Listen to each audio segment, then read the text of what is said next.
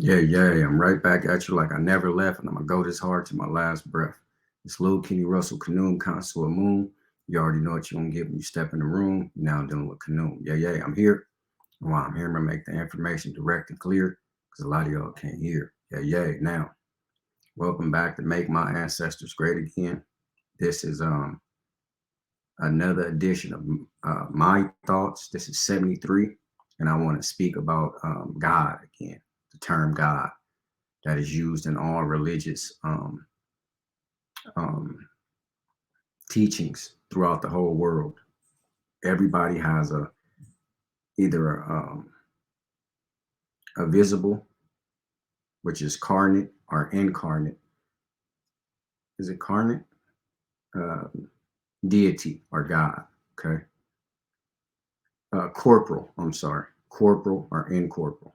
Corporal is one you can see, like the image they gave you of Jesus the Christ, and all throughout the world, you have these visual depictions of them. Then incorporeal would be like Allah. Allah has never been seen. They don't have any depictions of them. And the Muslims say you shouldn't make no images. But that came from uh, a council meeting, an ecumenical council meeting called Council. I forgot the name of the council, but it's called iconoclasm. That's the name of it. Iconoclasm. It's when it was called the breaking of images. So the Council of Iconoclasm, breaking of images. That's when Islam said no more images, and they broke all the images. So that's where that comes from. But that's not fundamental. I'm sorry, that's not traditional teachings. That's historical teaching. So you might not know that. But today is going to be about God again. It's a book of Job in the Bible. This is Job 2, verse 1 through 4. And we're gonna sit back and see the conduct of this God. You got 10 commandments, you got supposed to have integrity, principles, morals, respect, and things like that when you have the whole world in your hand, as they say. Okay. Let's see how this guy act behind people's back that believed in him. Righteous people with good intent and moral, upright, and things like that. Let's see how this person conduct is behind people's back. Because see, that's what they say. It depends on how you act behind a person's back to where you can get your highest marks in conduct and respect. So if this man has to hold the world to a conduct code called the Ten Commandments, why doesn't he follow any of them? Okay, so again, this is um, not to take God from anybody. This is to open up your thoughts, provoke thought. You can answer the questions for yourself and continue on what you're doing, or you can open up your mind and go on a spiritual voyage. You can go on a spiritual rampage, and you can find yourself spiritually inside a religion or outside of a religion, because people think that they have spirituality inside a religion. But for me, I find that kind of hard to believe. So, um, like, share, subscribe, comment. And I thank you for watching. We're gonna listen to the scripture. Okay.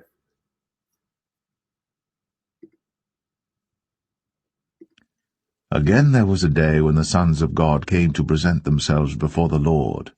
And Satan came also among them to present himself before the Lord. And the Lord said unto Satan, From whence comest thou? And Satan answered the Lord, and said, From going to and fro in the earth, and from walking up and down in it. And the Lord said unto Satan, Hast thou considered my servant Job, that there is none like him in the earth, a perfect and an upright man, one that feareth God and escheweth evil? And still he holdeth fast his integrity, although thou movest me against him to destroy him without cause. Okay, so it's a lot to unpack. Okay, number one is the conduct and integrity that this God or this Jesus the Christ has behind people back, or in front of him. He has none either. The thou shalt not kill, that's out of the window. Thou shalt not steal, that's out of the window. Thou shalt not pillage, rape, treat your neighbor a certain way, that go out of the window. All that type of stuff. And what am I saying that for?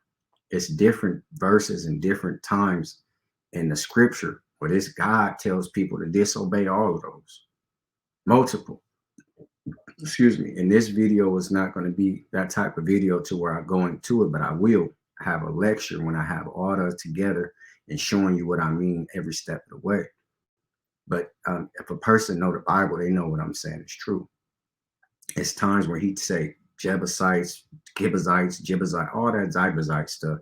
Go kill all them, wipe them out, and steal everything. Take everything, except for the women that haven't slept with men. Kill the animals, kill this, kill. It's times when he says this. God instructs them to do this. So, like I say, a lot of the commandments he throw out of the window. Everybody has to be held accountable to him, except for the God. Now, in that verse, a lot of stuff is there to be unpacked and questioned. Okay, it says, and one day when the sons of gods, they all got together and Satan was present. So what's going on there? Because they taught you that Jesus is the only begotten son. But on this verse, it says the sons of God, multiple, got all together and had a big meeting. And the devil, guess who walked up and showed up? The devil. He just walked up like, hey, man, what y'all been doing? You know, hey, man, we always have a meeting. Is he part of the council? Is he part of somebody? He's one of the close members of this clergy? See, when a lot of people say, oh, man, Satan and the devil is busy. No, you have to replace that and say, man, God is allowing the devil to be busy. Because right here is speaking about the devil can't do anything without permission from God. And God didn't even know where he was at. That's another thing. How does God don't know where he was at? He said, hey, where you been, man? He said, oh, I've been walking up and back and forth from time to time, been walking all through the earth, going all around the world. Oh, okay. Have you know my man over there, you know Job? He perfect, man. He upright. He won't do nothing. Have you thought about, testing him out, see if he really like that? This is how the story goes. Now I'm paraphrasing, but I'm trying to put in a different analogy. You thought about trying him, see if you can get him to curse me? And the devil said, hey, I'll take you up on that offer, but I have to be able to do stuff to him. Then that's when the story begins about Job. See? So let's walk that down slow. I'm gonna play it, go over it step by step, and we out. I just want you to understand the conduct and the man whose hands you put your life in. This is how he act behind your back or in your presence, because you don't have to hide nothing. Okay. Again there was a day when the sons of God came to present themselves before the Lord. Again, there was a day when the sons of God, I'm sorry, not plural, with a D, not an S. They came together to present themselves to the Lord, before the Lord. Okay. Then Satan came also among them to present himself before the Lord. Listen to me.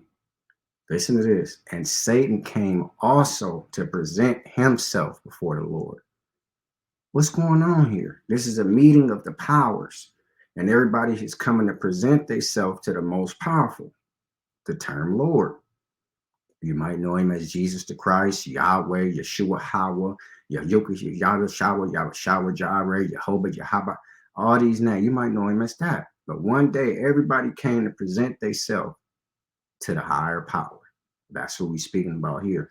And it says even Satan came to present himself. See, as a ready and willing participant in whatever this higher power got ready for him. So what did he do? You have to have some moves for him to make. So he sent him on a little mission. But it's something there that makes you think that this is not all of it. He said, where have you been? He don't know. Think about this. And the Lord said unto Satan, listen to me. They're having a talk. They're speaking. The Lord said unto Satan, hey, man, where you been? Where you been, brother? From whence comest thou? Where you coming from? Hey, bro, where you coming from, man? You know how you talk to your little brother or your buddy down the street? Hey, bro, where you coming from, man? You ain't seen him in a while. And Satan answered the Lord and said, From going to and fro in the earth. And Satan answered back to the Lord and said, hey, going to and fro the earth. That means just coming and going to and from different places all around, just, doing whatever you have me to do. Because he's coming to him in a presenting manner to see if he still can submit his services to this man. He's rendered powerless. If he come into the council to present himself to a man higher than him, he has no power. Okay. The higher power is the Lord that everybody's coming to get this, the counsel from, whether he's going to give them advice, whether he's going to give them instructions, whether he's going to give out chastisement. They came to see him. And from walking up and down in it. I've been to and fro the earth and walking up and down in it. This is what I've been doing. This is Satan now. This is how the story goes.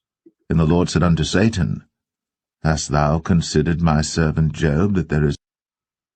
And the Lord said unto Satan, have you considered my servant over there, Job? Because see, everybody was there. That dude over there, he's perfect. Perfect. The only man in the world is perfect is God. This is how the story was taught to us. The only man on the planet that ever been perfect was God. But you got right here, Job is perfect and Noah was perfect. Okay, so something's wrong.